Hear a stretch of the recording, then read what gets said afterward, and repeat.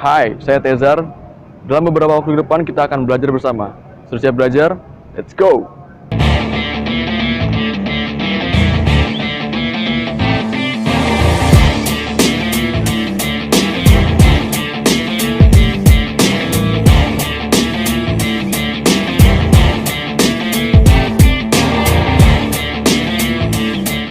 Oke, Assalamualaikum warahmatullahi wabarakatuh. Kembali lagi di mata pelajaran Administrasi Transaksi kelas 11 BDP.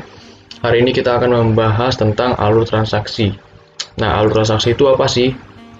Alur transaksi itu adalah langkah-langkah kita dalam melakukan sebuah transaksi. Nah, biasanya transaksi itu memerlukan sebuah bukti. Kita lanjut. Nah, setiap transaksi memerlukan pencatatan, harus dibuat atau dimintakan bukti transaksi. Kenapa setiap transaksi itu penting untuk dilakukan atau diminta bukti transaksinya? Karena yang pertama untuk menghindari kecurangan, untuk menghindari kesalahan, dan lain-lain. Banyak sekali alasan kenapa dalam melakukan transaksi itu harus disertakan buktinya. Gitu, karena banyak kasus-kasus yang dapat merugikan perusahaan karena tidak ada bukti transaksi dalam melakukan sebuah pembelian, kayak gitu. Untuk selengkapnya kenapa transaksi itu harus dilampirkan dengan buktinya, itu kalian bisa baca di buku. Nah, ada beberapa alur transaksi yang dipakai perusahaan dalam melakukan penjualan barang. Nah, yang pertama ada alur transaksi pembelian, yang kedua transaksi penjualan tunai, penjualan kredit, penerimaan kas, dan juga pengeluaran kas. Nah, bagi konsumen biasanya barang yang dibeli itu untuk konsumsi secara pribadi. Misalkan saya membeli air minum, nah ya udah berarti itu untuk konsumsi pribadi saya gitu.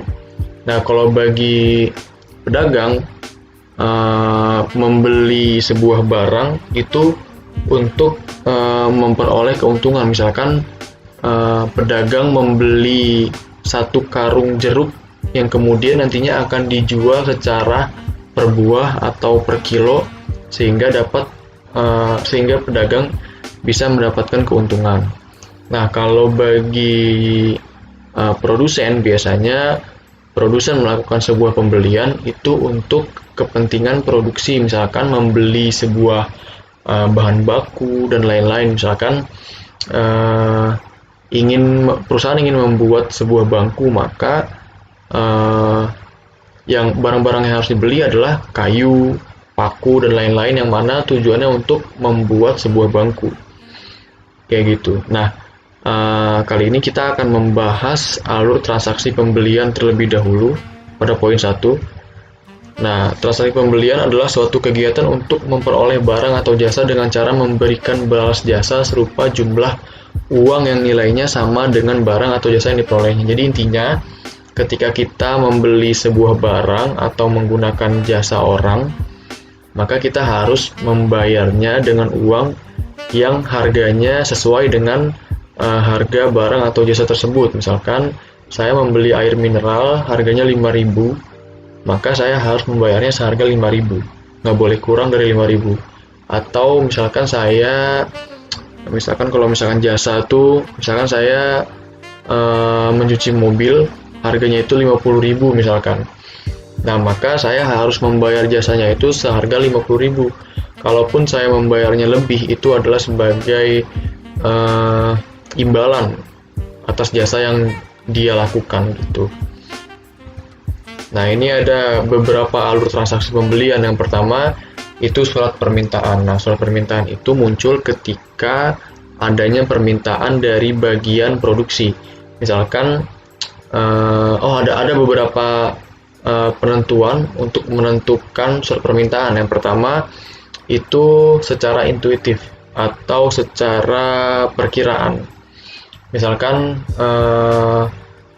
kita memperkirakan bahwa di bulan puasa harga sirup itu akan naik, maka perusahaan atau bagian produksi akan mengirim surat kepada perusahaan untuk memproduksi atau membelanjakan sirup yang nantinya akan dijual pada bulan puasa, karena minat konsumen terhadap sirup itu sangat tinggi misalkan. Nah, yang kedua itu yang pertama secara intuitif. Yang kedua, secara penelitian. Jadi perusahaan melakukan penelitian berupa kuesioner yang nantinya akan dibagikan kepada konsumen untuk mencari tahu seberapa tinggi minat konsumen terhadap terhadap produk yang dijual oleh perusahaan, sehingga perusahaan dapat mengetahui apa kekurangan, apa kelebihan yang nantinya akan diterapkan pada produk tersebut, sehingga konsumen dapat terus tetap membeli produk yang diproduksi oleh sebuah perusahaan tersebut. Kayak gitu. Yang ketiga itu melalui cek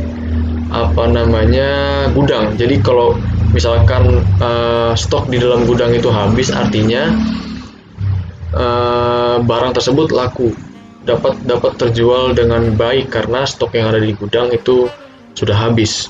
Maka bagian produksi akan mengirim surat kepada perusahaan untuk melakukan pembelian untuk yang nantinya akan dijual kepada konsumen. Setelah mengirim surat permintaan, perusahaan akan melakukan survei untuk mencari pemasok atau supplier yang menyediakan barang-barang yang dibutuhkan oleh perusahaan. Nah, nanti perusahaan akan mencari beberapa supplier, beberapa pemasok yang akan menguntungkan perusahaan. Misalkan perusahaan mencari pemasok bahan baku sirup yang nantinya akan diproduksi, yang mungkin yang harganya murah tapi berkualitas juga, yang tidak merugikan perusahaan. Nah, maka perusahaan harus mencari beberapa pemasok yang kemudian akan ditentukan supplier tersebut. Jadi setelah misalkan perusahaan mendapatkan 5 calon pemasok, nah di antara 5 itu perusahaan harus memilih salah satu untuk menentukan yang nantinya akan bekerja sama dengan perusahaan. Nah, setelah menentukan supplier, perusahaan akan mengirim surat pesanan. Misalkan perusahaan memesan bahan baku sirup sebanyak 5 tong untuk nantinya diproduksi, maka perusahaan harus mengirim surat pesanan tersebut kepada pemasok sejumlah dengan barang yang dibutuhkan. Nah, setelah suratnya sampai, maka akan dibuat yang namanya surat perjanjian. Nah, surat perjanjian ini biasanya digunakan ketika pembeliannya itu secara kredit atau hutang. Kenapa harus dibuat surat perjanjian? Karena supaya adanya keseriusan terhadap perusahaan dalam melunasi hutang tersebut. Karena kalau misalkan tidak dilakukan atau tidak dibuat surat perjanjian, maka perusahaan akan seenaknya dalam membayar hutang tersebut dan akan merugikan pemasok gitu. Tapi kalau pembeliannya secara tunai, maka perusahaan atau pemasok tidak perlu melakukan atau membuat surat perjanjian gitu, karena perjanjiannya itu secara langsung, karena pembeliannya itu secara tunai.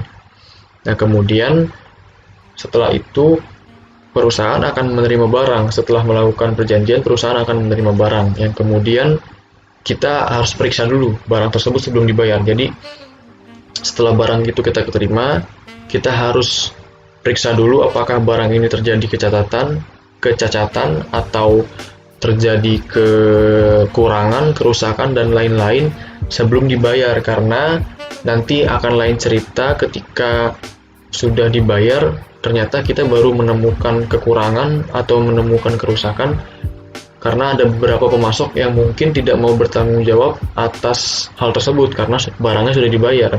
Karena akan muncul beberapa indikasi bahwa barang tersebut memang kita yang merusakkan, bukan rusak dari awal gitu. Makanya ada beberapa pemasok yang tidak ingin bertanggung jawab atas hal tersebut. Makanya sebelum kita membeli barang, itu ada baiknya kita cek dulu sebelum kita bayar. Kalau kita udah bayar, nanti akan lain ceritanya, kayak gitu. Nah, setelah melakukan pembayaran, kita perlu melakukan dokumentasi. Dokumentasi ini sangat penting untuk mengetahui siapa yang membeli barang tersebut, kemana, pada siapa barang tersebut kita beli, harganya berapa, dan lain-lain, tempatnya di mana. supaya dalam sebuah proses transaksi pembelian ini cukup jelas, mulai dari harganya berapa dan lain-lain, sehingga kita tahu siapa yang bertanggung jawab atas pembelian tersebut. Kayak gitu. Nah, mungkin sekian terlebih dahulu untuk pertemuan pada hari ini. Jika ada yang ingin ditanyakan, seperti biasa boleh ditanyakan via Google Drive atau komen di bawah, atau juga boleh via WhatsApp kepada saya. Silahkan ditanyakan, nanti kita akan diskusikan bersama-sama. Oke, sekian pertemuan kita pada hari ini.